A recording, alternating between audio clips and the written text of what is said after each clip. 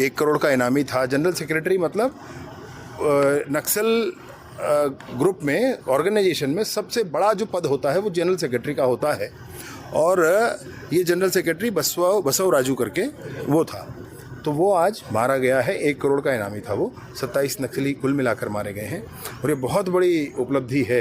ये उस पूरे संगठन के बिखरने जैसा होगा। गणपति के बाद 2 साल से बसव राजू ही मुखिया के रूप में काम कर रहा था वहाँ पर।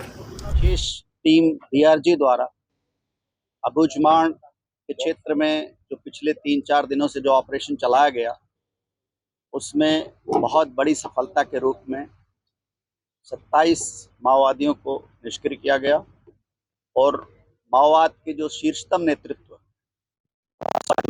को निष्क्रिय करने में भी हमारी टीम कामयाब हुई है। छत्तीसगढ़ पुलिस के लिए और माओवाद विरोधी आंदोलन अभियान के लिए ये सबसे बड़ा दिन है मेरे हिसाब से, क्योंकि जब शीर्ष नेतृत्व न्यूट्रलाइज हुआ है तो इसके बाद इस आंदोलन को बिखरने में कोई बहुत बड़ा वक्त नहीं लगना चाहिए। हमारे छत्तीसगढ़ पुलिस और बाकी संयुक्त सुरक्षा बलों द्वारा पिछले वर्षों से जो अभियान चल रहा है, उसको पूरी तरह से बहुत ज़्यादा मिलिटराइज करने में बसव राजू और अभी जो जिसको निष्क्रिय किया गया है उसकी भूमिका रही है। पिछले बहुत वर्षों से सुरक्षा बलों द्वारा बहुत अधिक नुकसान उठाया गया है। बहुत इस क्षेत्र के लोगों ने, निर्दोष नागरिकों ने अपने बच्चों की शहादत दी है। आज पूरे बस्तर के लिए, छत्तीसगढ़ के लिए और पूरे देश के लिए बहुत महत्वपूर्ण दिन है कि माओवाद का शीर्ष नेतृत्व समाप्त हुआ है और मुझे उम्मीद है कि बहुत जल्दी ही पूरे बस्तर और पूरे देश से माओवाद का अंत हो जाएगा। इस अभियान के दौरान 4 जिलों के डीआरजी ने हिस्सा लिया और उसमें भी प्रमुख रूप से नारायणपुर के डीआरजी ने बहुत शौर्यपूर्वक काम किया है। उस दौरान, इस अभियान के दौरान हमारे डीआरजी के कंपोनेंट के रूप में 2 शहीद भी हुए हैं, जिनको अभी हमने श्रद्धांजलि दी है। ये दोनों बहादुर लड़के, इनका जो बलिदान हुआ है वो हमारी लड़ाई में हमको बहुत आगे ताकत देता रहेगा। बस्तर के क्षेत्रों में अबूझमाड़ और विशेष तौर पर नारायणपुर के जिस क्षेत्र में ऑपरेशन हुआ है, ये एक तरह से सुरक्षा वैक्यूम रहा है और अभी पिछले कुछ वर्षों में हमने बस्तर के लगभग सभी इलाकों में सुरक्षा वैक्यूम को फिलअप करके और जॉइंट एक्शन प्लान जो भारत सरकार द्वारा हमको दिया गया उसी दिशा के अनुरूप काम करते हुए लगभग सुरक्षा विहीन क्षेत्रों को हमने ऑक्युपाई कर लिया है। बहुत थोड़ा क्षेत्र बचा है जिसको कि हम पूरी तरह से ऑक्युपाई करके और नक्सलवाद को, माओवाद को इस धरती से निर्मूल करने में प्रयासरत है। और इसको जो हमारी समय सीमा दी गई है माननीय केंद्रीय गृह मंत्री द्वारा 31 मार्च 2026 तक, हम उसके पहले ही माओवाद का अंत करने में पूरी तरह कामयाब होंगे। ऐसी हम सब का ऐसे संकल्प है और ऐसी हम सब की आशा भी। 21 मई को छत्तीसगढ़ के अबूझमाड़ से एक बड़ी खबर सामने आई, जिसमें भारत के सबसे बड़े नक्सली संगठन सीपीआई माओवाद के राष्ट्रीय महासचिव नंबाला केशव राव सुरक्षा बलों के साथ मुठभेड़ में 26 अन्य नक्सलियों के साथ मारा गया। एवं बीजापुर के सीमावर्ती अबूझमाड़ क्षेत्र अंतर्गत प्रतिबंधित एवं गैर कानूनी सीपीओ माओवादी संगठन के general secretary Basava Raju BR दादा, डीकेएसएफसी कैडर्स एवं अन्य पीएलजी फॉर्मेशन का कैडर्स को उपस्थिति का सूचना के आधार पर जिला नारायणपुर, दंतेवाड़ा, कोंडागांव एवं बीजापुर का डीआरजी टीम नक्सल विरोधी अभियान के रवाना हुई है। इस दौरान दिनांक 21 मई को प्रातः 7-8 बजे से लेकर अनेक बार डीआरजी टीम से माओवादियों के बीच में मुठभेड़ हुई। मुठभेड़ के पश्चात इलाके के सर्चिंग के दौरान सीपीएम माओवादी संगठन के जनरल सेक्रेटरी बसव राजू सहित कुल 27 माओवादी कैडर्स का डेड बॉडी सुरक्षा बल द्वारा बरामद की गई थे। घटनास्थल से AK-47 कार्बाइन, SLR, इंसास सहित काफ़ी बड़ी संख्या में आर्म्स एम्युनिशन भी और एक्सप्लोजिव मटेरियल्स भी बरामद हुई और आसपास इलाका में अभी भी सर्चिंग अभियान जारी है।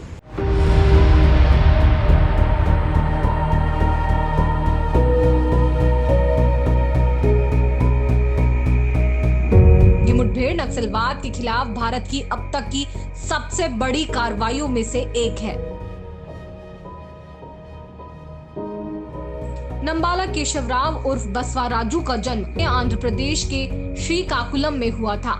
वारंगल के प्रतिष्ठित रीजनल इंजीनियरिंग कॉलेज से बीटेक करने वाले बासव राजू ने कॉलेज के दिनों में ही वामपंथी विचारधारा को अपनाया।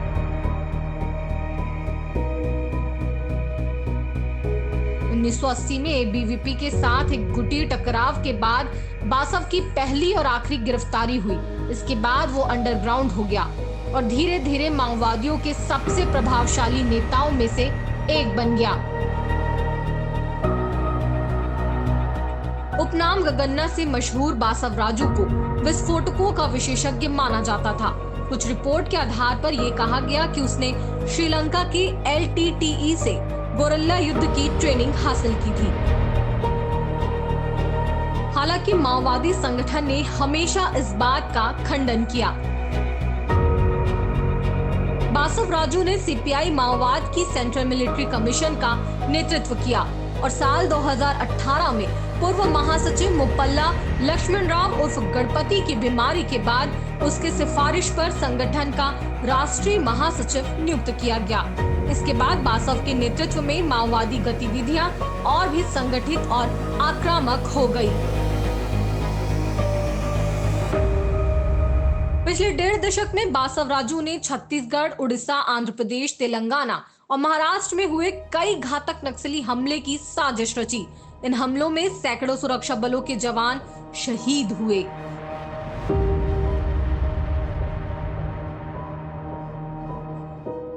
इनकी पीपल लिबरेशन गोरिल्ला आर्मी यानी PLGA ने नक्सलियों को सैन्य ताकत दी, जिससे वह सुरक्षा बलों के लिए एक बड़ी चुनौती बन गया।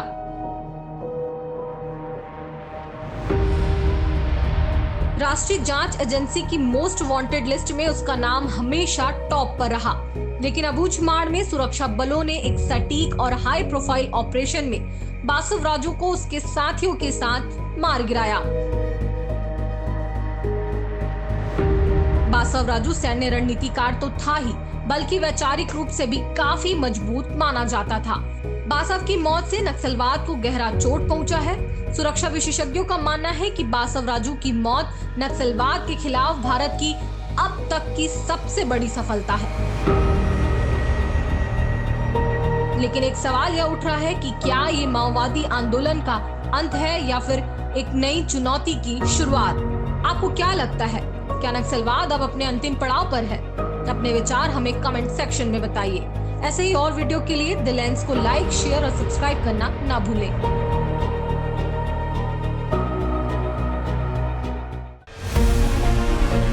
51 लाख से ज्यादा व्यू, 6000 से ज्यादा सब्सक्राइबर, दुनिया भर की खबरें और उनका विश्लेषण, साहित्य, संस्कृति, सरोकार और थोड़ी कविता के साथ सेहत की भी पूरी चिंता, आंदोलन की खबर से लेकर गुफ्तगू आवाम तक, हर कदम जनता के साथ। ये है theLens.in का 1 महीने का सफर। हमारी ताकत बने आप। बहुत धन्यवाद। हमें सब्सक्राइब कीजिए, हमारे कंटेंट को लाइक और शेयर कीजिए ताकि हम कहते रहें सच साफ साफ।